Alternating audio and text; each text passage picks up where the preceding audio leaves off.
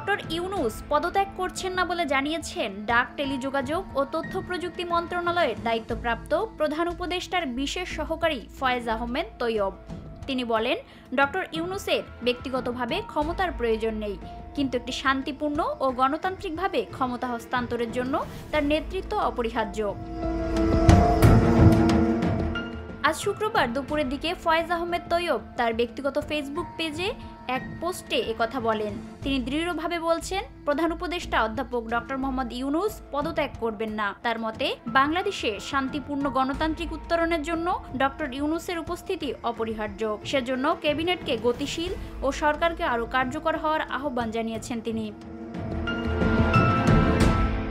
ফয়েজ আহমেদ তৈয়ব পোস্টে লিখেছেন, প্রধান উপদেষ্টা পদত্যাগ করবেন না। অধ্যাপক ডক্টর মোহাম্মদ ইউনূসের ক্ষমতার প্রয়োজন নেই, কিন্তু বাংলাদেশের জন্য, বাংলাদেশের শান্তিপূর্ণ ডেমোক্রেটিক ট্রানজিশনের জন্য ডক্টর ইউনূসের থাকা দরকার এবং ক্যাবিনেটকে আরো গতিশীল হতে হবে, সরকারকে আরো বেশি ফাংশনাল হতে হবে, উপদেষ্টাদের আরো বেশি কাজ করতে হবে, দৃশ্যমান অগ্রগতি জনতার সামনে উপস্থাপন করতে হবে। এ ব্যাপারে কোনো দ্বিমত থাকতে পারে না।